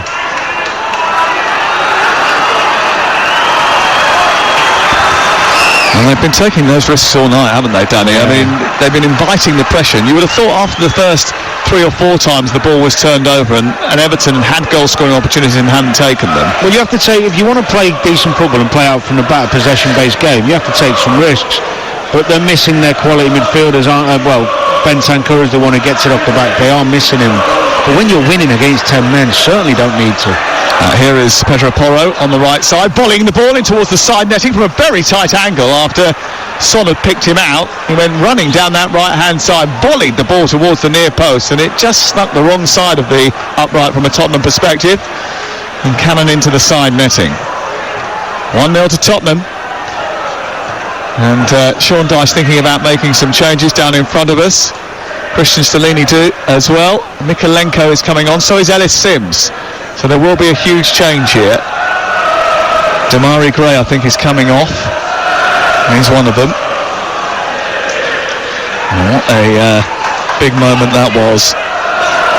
Mikalenko coming on for Seamus Coleman. So a little change there as well. Here is Longley looking to clear from the back. Oh, it's headed back towards the edge of the penalty area, and Gray's going to get there because of good ball by Iwobi. He tries to tee up an opportunity for someone else in blue, but he took a long time over it. Then Gay is shot, and he's tipped over the top of the crossbar by Lloris, falling backwards and extending his right arm into the air to tease the ball over the top of the crossbar.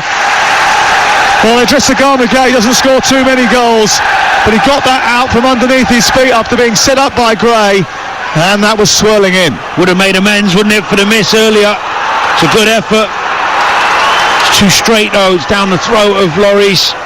Not left or right, would have had a chance. Good play from Damari Gray, setting him up.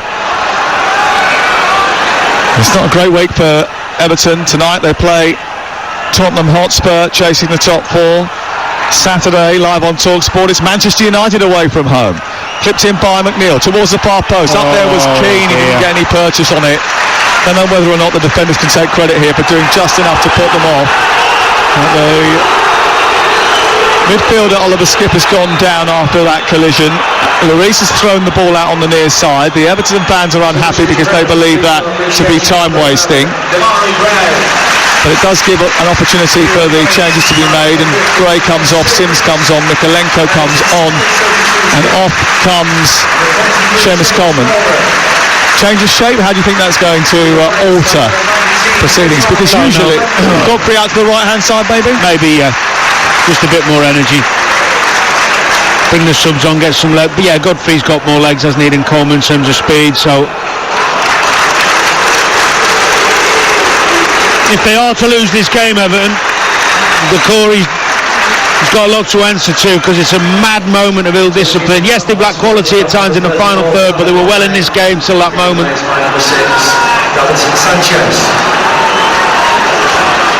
Davinson Sanchez has replaced Clement Longley as well.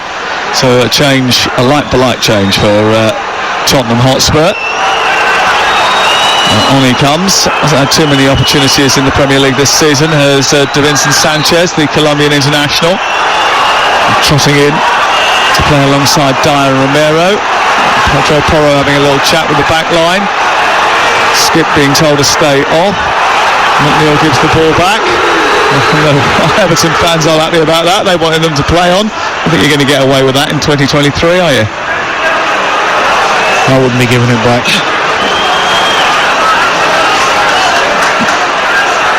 Fair play, Danny. Gentlemanly conduct and all that. Yeah, maybe. Dyer bringing the ball out of defence for Tottenham Hotspur, who lead here by a goal to nil. Everton, who feel wronged, but have been wronged by a combination of their own player and missed opportunities in this game, because they have arguably been the better team for large portions of it. Mikalenko slipping over as he receives the ball, and Pickford threatened to come and run a very long way for it. Didn't come and get it in the end. Keane tied it up, and Everton looked to play forward once again. They haven't stopped playing, Everton, since all right with a 10. They've gone down to 10 men. Here is McNeil under pressure from Pedro Porro, fighting for it. Skip steps in, plays the ball back to Davinson Sanchez, and it's played further wide to Perisic now. 12 minutes to go. Talksport. Tomorrow morning, Laura Woods will wake you up with Ali McCoist and take you through all tonight's football and big talking points. I'm sure they'll have a view on the Abdoulaye Doucouré incident. You'll be able to have your say with Jason Cundy on the Sports Bar after 10 o'clock tonight. 03717 22 3344. That's the number to call. Chesting the ball down over on the far side. It's with Ivan Perisic of Croatia. Gives it to Son, back to goal. Funnels it wide towards the left. It's collected by Højbjerg and then into Skip. Back to Højbjerg once again. Dyer inside the centre circle to Romero on the near side. Infield it goes to Skip, who gives it to Romero, overruns it. He's gone over the top of the ball here, and that's going to be a yellow card. To be fair, we'd be disappointed if he didn't get a yellow card. I think that's how he views it. Better play from, sorry Sam, it was better play, wasn't it? They just keep possession there, draining the legs of the Everton players. It was better, better managed from Tottenham. That little spell of possession, don't know why Romero decides to go on a jaunty forward and risk the ball, just keep passing it. Yep, that's 7 yellow cards, 2 reds in his last 16 club appearances.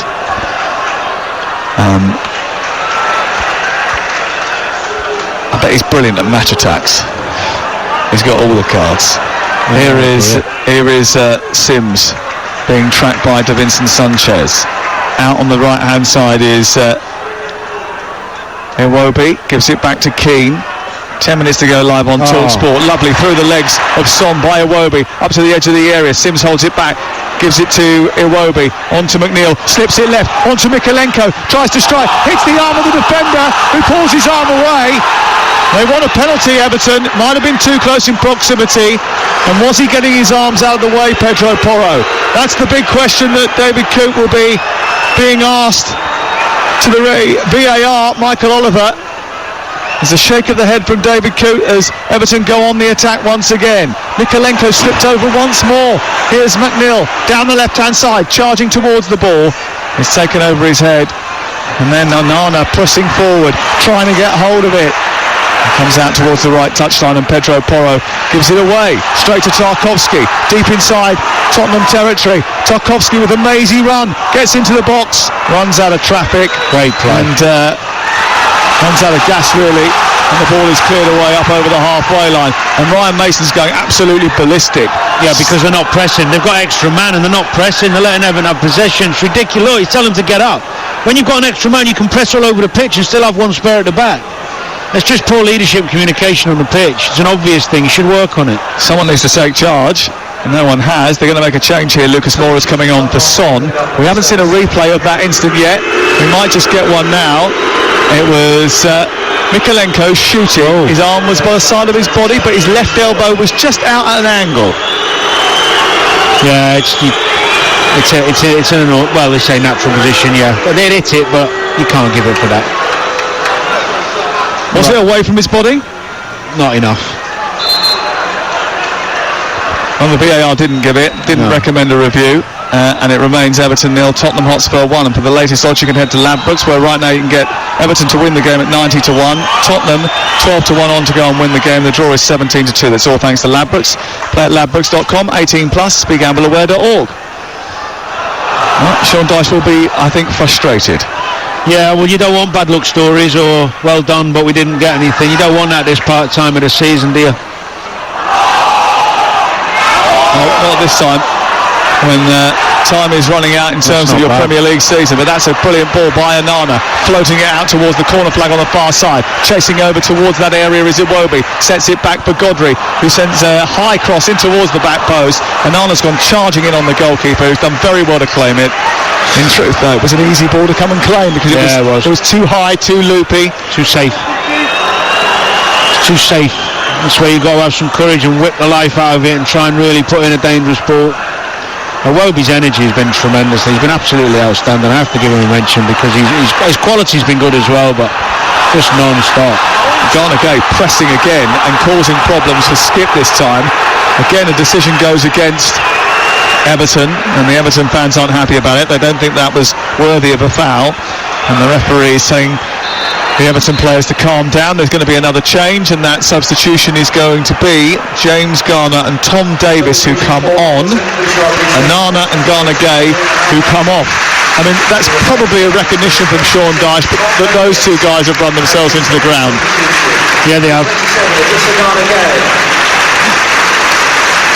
I'm surprised we haven't seen a bit more of Garner, because he is capable of a goal and he has got a bit of creativity about him. We saw that at Forest. He's suffered a little bit with injuries over the course of the season. He's different than the others, though, isn't he? Yeah, he hasn't really played since November because of a back injury, but he is a terrific little player. Yeah, I know. I think it cost about 15-16 million quid from Manchester United, and I'm sure we'll see a lot more of him over the course of the next few years. Mikolenko gets something on the ball, but not enough. It comes to Pedro Porro, right angle of the Everton penalty area, as Tottenham come on a rare attack in the last few minutes, despite the fact that it's Everton who are down to 10 men. It has been Everton who have been pressing forward, looking for the equaliser. And they're separated by Harry Kane penalty, and separated in terms of numbers on the pitch by Abdoulaye Doucouré being sent for an early bath after lashing out at Harry Kane. Here is Davinson Sanchez, a second half substitute. The irony is, if he'd have pushed him in the chest or in the shoulder, he probably wouldn't have got sent off.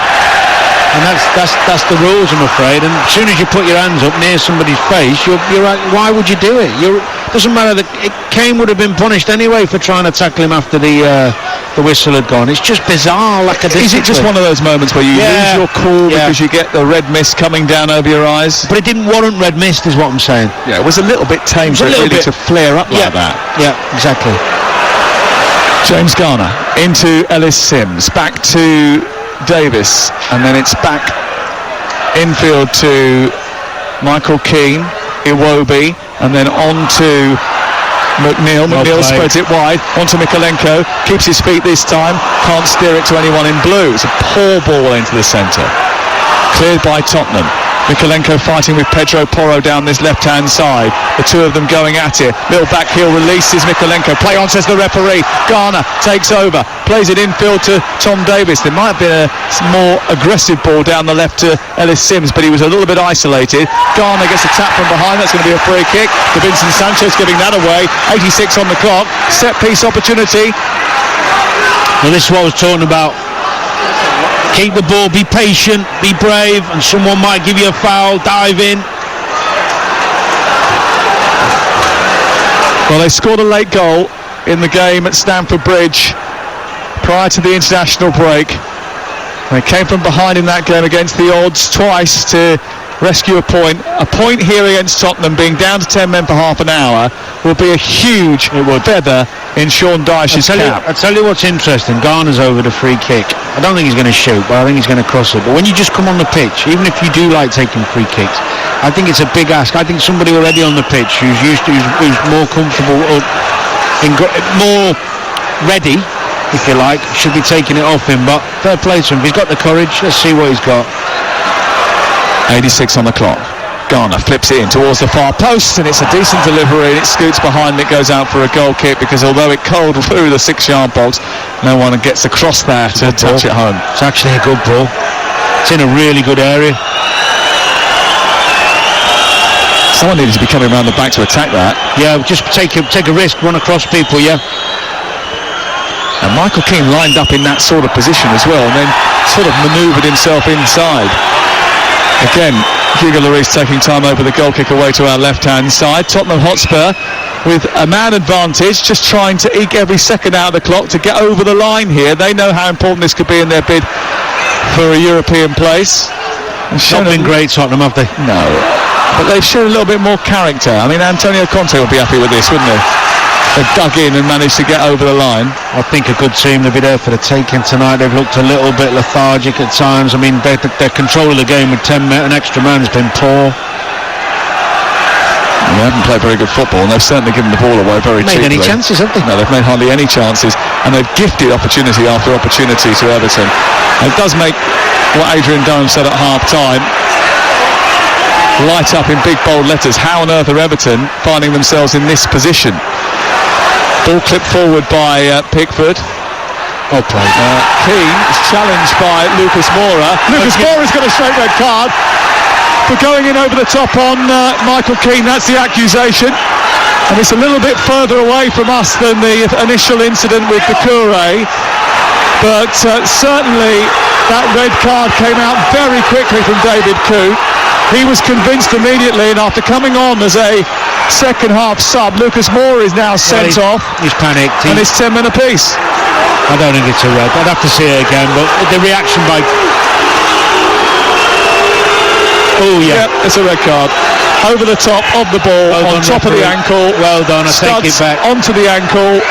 It's a late challenge, it's a poor challenge. I tell you what, though, how quick was Keane up? 5 seconds? Right, it's 10 against 10 for 90 seconds plus injury time. Not enough, is it? 6 minutes and 30 seconds Lucas Moura was on the pitch before getting sent off and levelling things up as far as numbers are concerned. Well, Everton are going to go for it now. They were anyway. And Tottenham are going to have to put their backs against the wall. Everton had already created more chances than Tottenham had since Abdoulaye Doucouré had been sent off. Godfrey over on the far side, turning well into Sims, needs to hold it up, sends it out wide into Iwobi, stabbed into the box, might come through to Keane. Mikalenko miskicks it. The two of them got in each other's way, and it comes through the box and cleared by Pedro Porro up towards the halfway line. But Everton have got it back again into the final minute, live on Talksport. Need to get some men in the box. They've only got Sims there. Dramatic last few seconds of this match. Sims in the box, McNeil's in there too, Mikalenko at the far post. It's with Iwobi on the right side into James Garner. Garner chops it back to Godfrey. Godfrey onto Keane. Keane strides forward into a shooting position. Right back! Oh yes, what a goal! What a thunderbolt from Michael Keane, who saw that coming. It's an unbelievable equaliser from the boot of the central defender to level things up and punish Tottenham Hotspur. It's a brilliant, brilliant goal of the like he really scores. The man that gave away the penalty has atoned for his error with a thumping thunderbolt from the edge of the penalty area to make it Everton 1, Tottenham 1, and take Everton out of the relegation zone. Well, they deserve that. They really have. It's an unbelievable strike. What a goal that is. For those of you listening in the car, wait till you go home and see that goal. What a strike from Michael Keane. It's got all sorts of dip on it. And that Everton have been absolutely superb to a man. And when the minute they went down to 10 men, showed desire, discipline, application, great energy.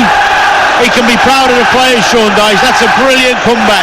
6 minutes of added time to be kept on here as Tottenham come down the left with Perisic right-footed into the near post, hits the side netting and goes behind. And he thinks that it could have been a handball. He's asking David Coote to look at it. Sean Dyche is telling his team to calm down. What a response from Everton to going down to 10 men. Brilliant. And what a hit from Michael Keane. He is fully 24 yards outside of the goal, and he sends the ball high beyond the reach of Hugo Lloris, who actually stood there and could only admire as it nestled into the corner behind him. It's terrific. It's absolutely bouncing in here, and they've deserved it. They've been outstanding with the 10 men. That was a brilliant finish from Michael Keane, and it's been a brilliant finish to the game. The two wide boys, Iwobi and McNeil.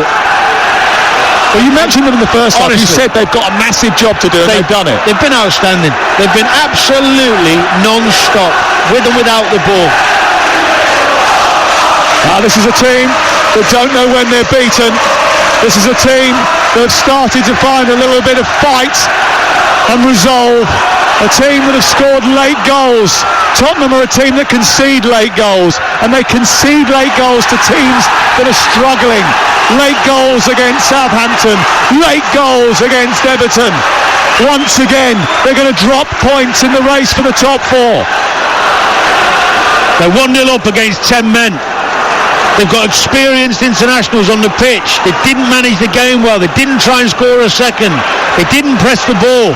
No, they didn't manage the game at all. Poor management, off and on the pitch from Tottenham, in a commanding position where the game should be dead. Whose responsibility is that? Both. Yeah, coach and the players, but the players more so. It's not difficult to understand if you've got more men. Oh, here we go. Ball headed in towards the penalty spot, and Keane comes back to Tarkowski. Might break for McNeil inside the area. It's blocked by the defender and comes out from Kulusevski, who drags the ball out towards the near side. Tackle goes in from Mykolenko, and it's out on the near touchline, and it's away for a throw. What a big moment that could be. Can Everton dream of staying in the Premier League, hope more than they did prior to kick-off? That it's a real possibility? Well, this could be a massive day for Sean Dyche, a massive day for Everton, and they might get more out of it. Mykolenko's been sent down the left-hand side. Pedro Porro's chasing him. Mykolenko lost his feet again. This will feel like a win if they can. If they hang on to the draw, it'll feel like a win. Well, this place is on its feet. Goodison Park is bouncing. The Bullen's Road stand was an absolute picture when that goal went in, because the top tier, the bottom tier, apart from a very small section of Tottenham fans, was bouncing. The whole thing was moving, with bodies swaying everywhere, and then the contrast of the Tottenham fans, stunned, still, frozen in their spot. Look at Iwobi go, the press. Still pressing. Tottenham trying to play out. Everton putting the press on once again. McNeil's won it back, and he's turned the ball over for Everton. Mykolenko sends it down the left. Garner is onside. He's got hold of it. McNeil wants it back, gets it back. Squeezes through a tight gap. Gets to the byline, produces a cross, takes a flick off, skip. It's cleared away by Dyer, who got there ahead of Sims, and it's up towards the halfway line. Romero's the furthest forward. He's forcing the issue with Tarkowski. Gives away a foul. Why is Romero up front? He does it all the time, Danny. He does it all the time. What is going on with the lack of discipline here? It's one of his things that he has to leave that right centre-half slot to go up and try and get involved. Sometimes it really works when they're on the offensive and they need an extra body, and on times like this you've just got to be sensible, haven't you? 1-1. We've played 4.5 minutes of added time at the end of the 90. Headed down by Tarkowski from Pickford's clearance, is straight into the arms of Hugo Lloris. What a terrific end to the match. What a brilliant goal. You know what? You can watch 150 games, but when you see a goal like that, it just gets you off your seat. Last minute goals are the best thing in football, and I tell you what, Decore owes Michael Keane a pint. Here is Eric Dyer down the right hand side, playing the ball for Pedro Porro, and Spurs got a sting in their tail. Kulusevski, left footed, drives the ball goalwards, takes the deflection, goes behind, and it's away for a corner in the 6th minute of 6 added on at the end of the 90. You know the irony, Spurs have been more attacking and more positive at 1-1 than they were at 1-0. And down to 10 men. And down with an extra man, Both teams down to 10 men. Lucas Moura and Abdoulaye Doucouré have been sent off. Goals from Kane and Keane. And it's 1-1 in stoppage time. Here's the corner into Perisic and headed away by Sims, and that is the full-time whistle. Everton inch forward. Spurs are stuck in a rut they can't get out of. Not a great performance despite the change in the dugout. It's now 6 successive away games without a win for the first time in 3.5 years for Tottenham. They're giving up points at a crucial time of the season. But this is all about Everton, this story tonight. It's about Everton coming back from adversity and getting something out of this game, dragging themselves through, down to 10 men, a goal down, and then Michael Keane steps up with seconds remaining and smashes the ball into the corner of Hugo Lloris's net to make it Everton 1, Tottenham 1, and get a vital point. It's a point that takes them out of the relegation zone. It could be crucial at the end of the season. 1-1.